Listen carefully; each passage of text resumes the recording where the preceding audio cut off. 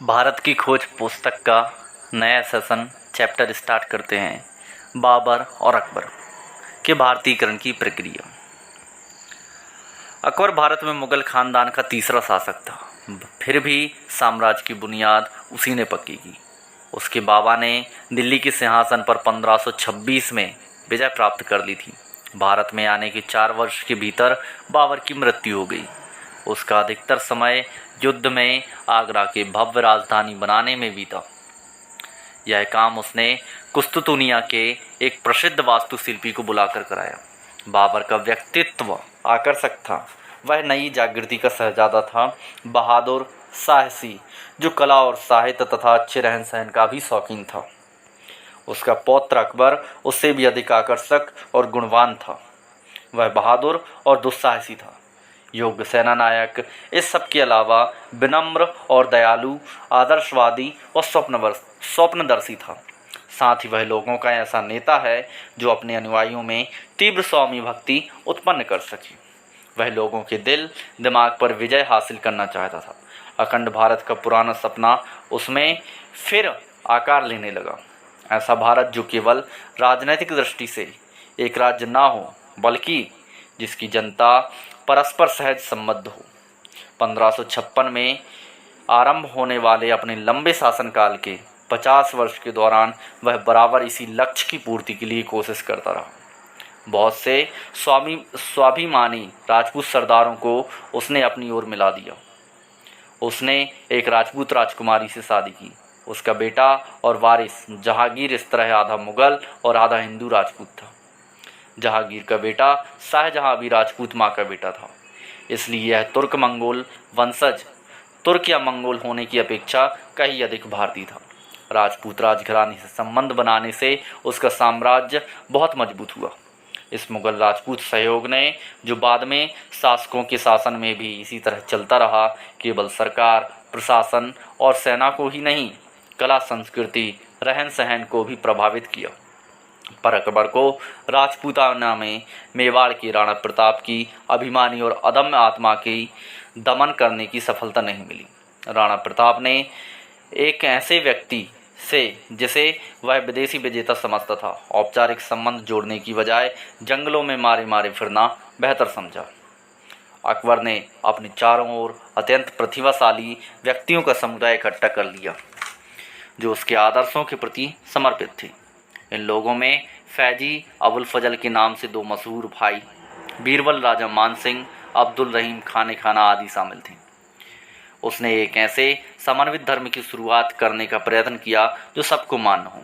स्वयं अकबर निश्चित रूप से हिंदुओं को उतना ही लोकप्रिय था जितना मुसलमानों को। मुगल वंश भारत में इस तरह स्थापित हुआ जैसे भारत का अपना हो।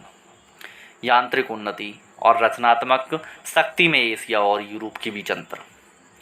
अकबर के दरबार में पुर्तगाली जेसुइट बताते हैं कि उसकी दिलचस्पी बहुत सी बातों में थी।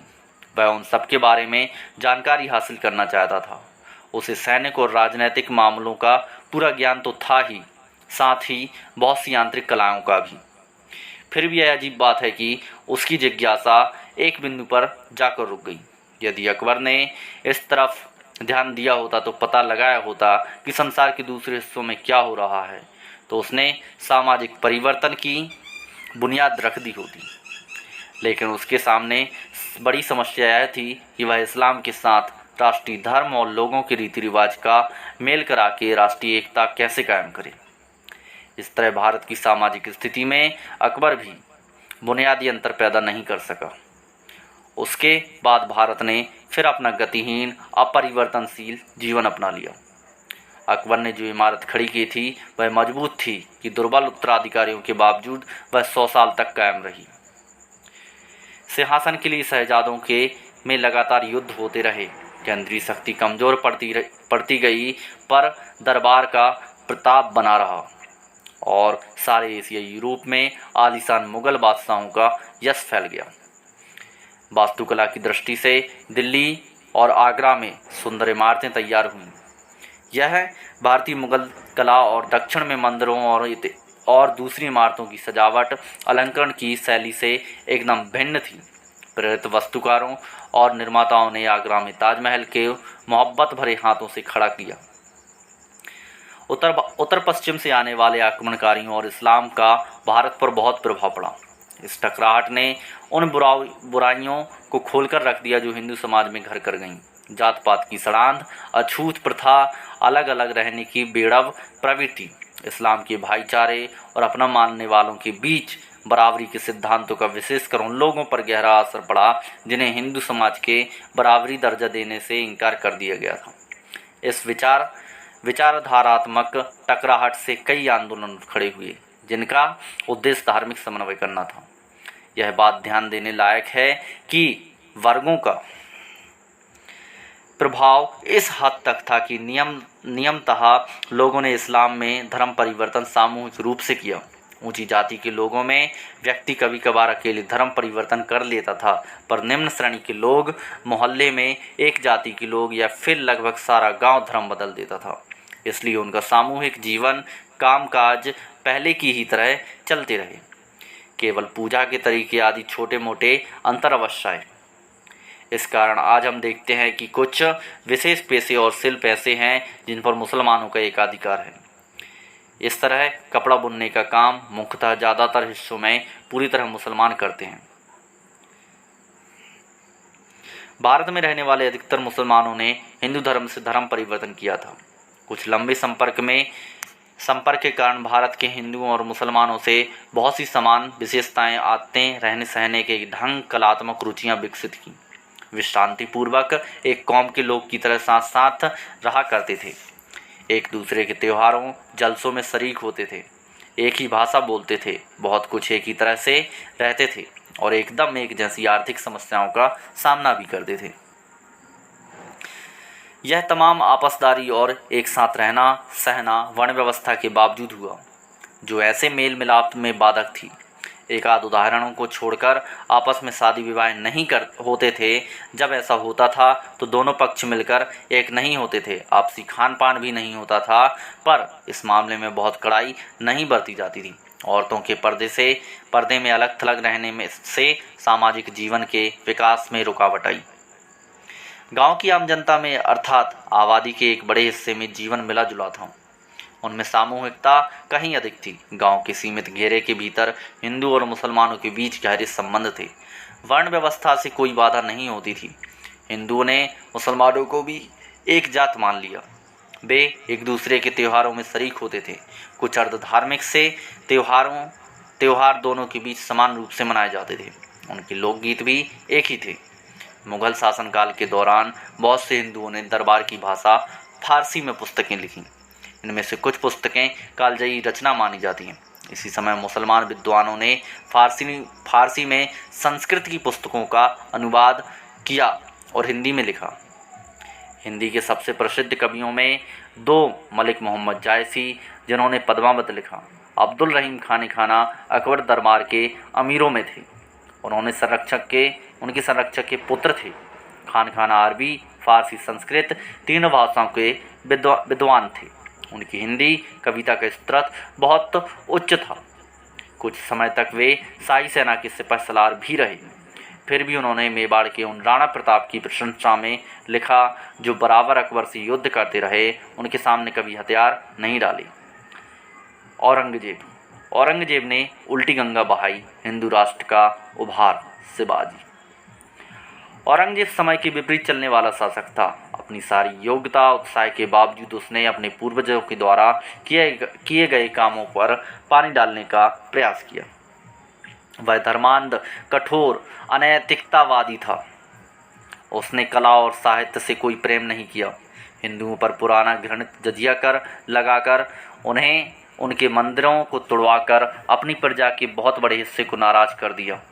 उसने उन अभिमानी राजपूतों को भी नाराज कर दिया जो मुगल साम्राज्य के अवलंब और स्तंभ थे। उत्तर में सिख उठ खड़े हुए भी हिंदू और मुस्लिम विचारों का किसी हद तक समन्वय करने वाले शांति प्रिय समुदाय के प्रतिनिधि थे, जो दमन और अत्याचार के विरुद्ध एक सैनिक बिरादरी के रूप में संगठित हो गए। भारत के पश्चिम समुद्र तट पर उसने प्राचीन राष्ट्रकूटों के वंशज लड़ाकू मराठों को क्रुद्ध कर दिया। ठीक ऐसे समय जब उनके बीच एक अद्भुत सेना नायक उठ खड़ा हुआ था। मुगल साम्राज्य के दूर दूर तक फैले क्षेत्रों में उत्तेजना फैल गई और पुनर्जागरणवादी विचार पनपने लगा, जिसमें धर्म और राष्ट्रवाद का मेल था। वह आधुनिक युग जैसा धर्मनिरपेक्ष ढंग का राष्ट्रवाद नहीं था, ना ही इसकी व्याप्ति पूरे भारत में थी। मुगल साम्राज्य के दूर दूर तक फैले क्षेत्रों में उत्तेजना फैल गई और पुनर्जागरणवादी विचार पनपने लगा, जिसमें धर्म और राष्ट्रवाद का मेल था। वह आधुनिक युग जैसा धर्मनिरपेक्ष ढंग का राष्ट्रवाद नहीं था, ना ही इसकी व्याप्ति पूरे भारत में थी। धर्म और राष्ट्रीयता के मेल ने दोनों ही तत्वों से शक्ति और संबद्धता हासिल की, लेकिन उसकी कमजोरी भी इसी मेल से पैदा हुई थी। यह केवल खास किस्म की और आंशिक राष्ट्रीयता थी, बाहर पड़ने वाले तमाम भारतीय तत्वों का समावेश नहीं था। हिंदू राष्ट्रवाद का उस व्यापक राष्ट्रीयतावाद से के मार्ग में बाधक था जो धर्म और जाति के भेदभाव से ऊपर उठ जाती थी। विशेषकर मराठों की अवधारणा व्यापक थी और जैसे जैसे उनकी शक्ति बढ़ी, उनके साथ इस अवधारणा का भी विकास हुआ। 1784 में वॉरेन हेस्टिंग ने लिखा था, हिंदुस्तान और दक्षिण के तमाम लोगों में से केवल मराठाओं के मन में राष्ट्र प्रेम की भावना है, जिसकी गहरी छाप राष्ट्र के हर व्यक्ति के मन पर है। मराठे अपनी राजनीतिक और सैनिक व्यवस्था और आदतों के उदार थे। उनके भीतर लोकतांत्रिक भावना थी, इससे उन्हें शक्ति मिलती थी। शिवाजी औरंगजेब से लड़ा जरूर, पर उसने मुसलमानों को खुलकर नौकरियां दी। मुगल साम्राज्य के खंडित होने का महत्वपूर्ण कारण आर्थिक ढांचे का चरमराना था। किसान बार बार विद्रोह करते थे। इनमें से कुछ आंदोलन बड़े पैमाने पर हुए थे। 1969 में जाट किसान, जो राजधानी से बहुत दूर नहीं थे, बार बार दिल्ली सरकार के खिलाफ खड़े हो रहे थे। गरीब लोगों का एक अन्य विद्रोह सतनामियों का था। उस समय जब सम्राट में फूट और बगावत फैली हुई थी, पश्चिम भारत में नई मराठा शक्ति का विकास हो रहा था, अपने को मजबूत कर रही थी। शिवाजी, जिसका जन्म 1627 ईस्वी में हुआ था, पहाड़ी इलाकों में सख्त जान लोगों के आदर्श छापामार नेता थे।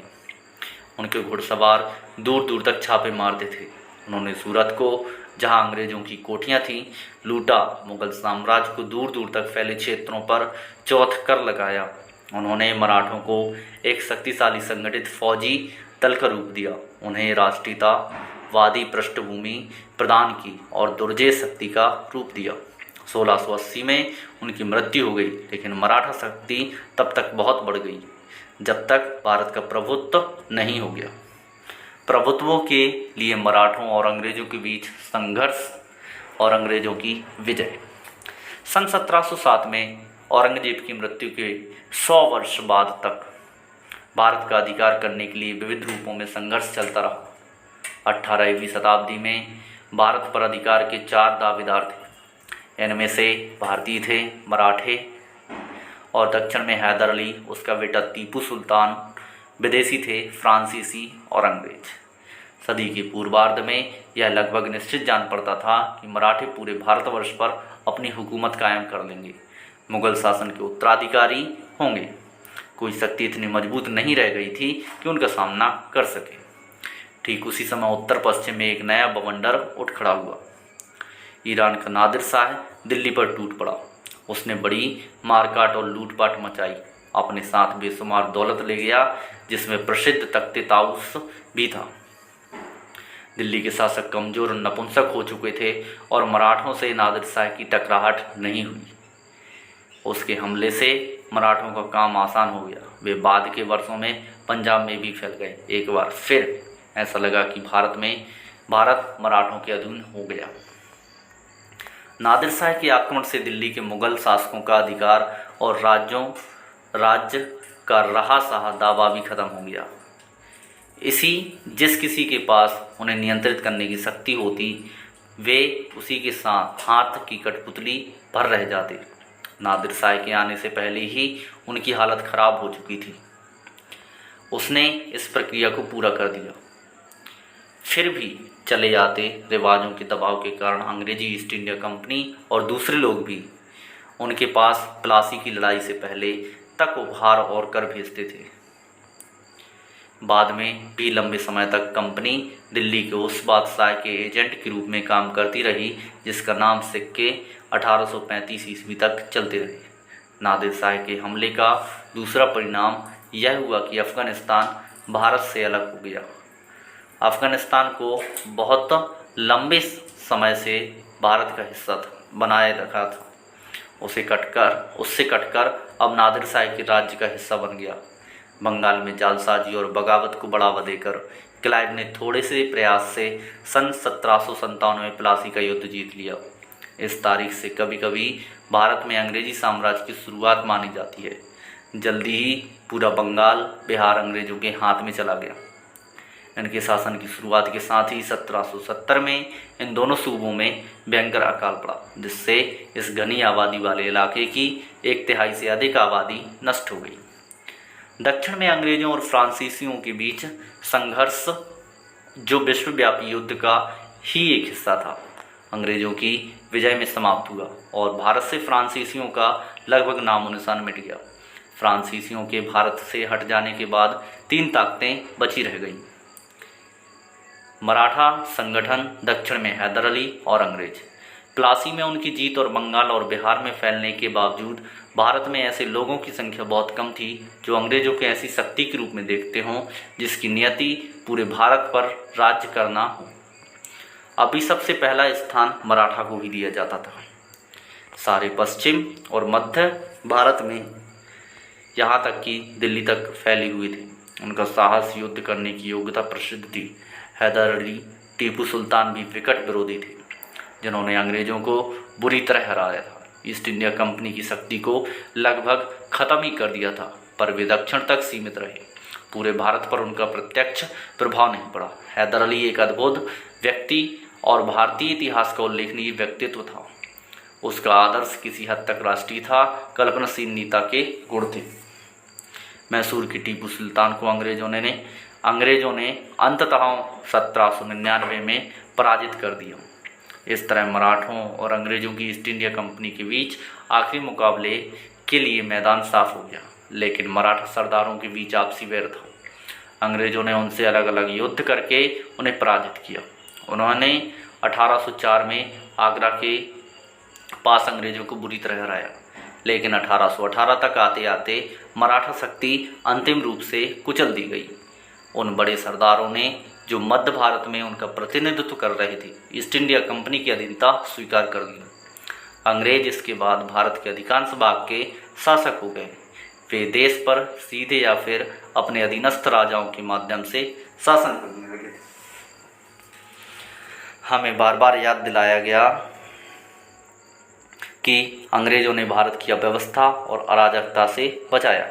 यह बात इस हद तक सही है कि उन्होंने इस युग के बाद मराठों ने आतंक का युग कहा।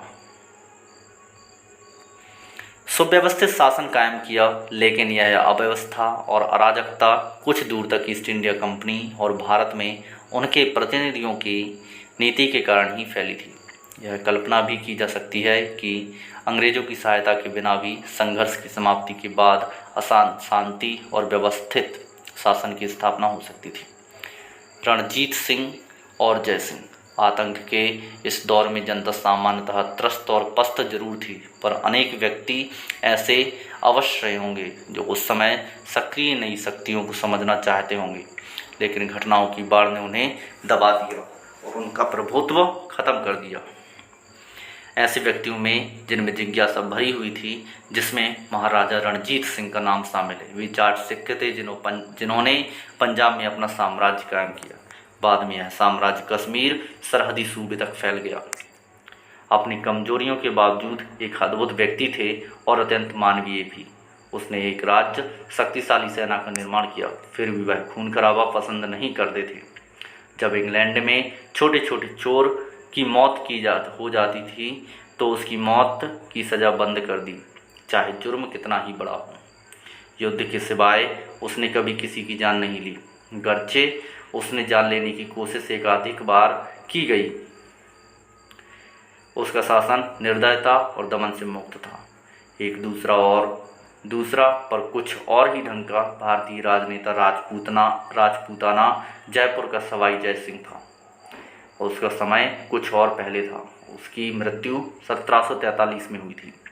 औरंगजेब की मृत्यु के बाद होने वाले उथल पुथल के समय हुआ था। वह इतना चतुर अवसरवादी था कि एक के बाद एक लगने वाले धक्कों और परिवर्तनों के बावजूद भी वह बचा रहा। वह बहादुर योद्धा, कुशल राजनीतिक था। इससे बढ़कर वह गणितज्ञ, भूगोल विज्ञानी, खगोल विज्ञानी, नगर निर्माण करने वाला और इतिहास का दिलचस्पी से अध्ययन करने वाला व्यक्ति था।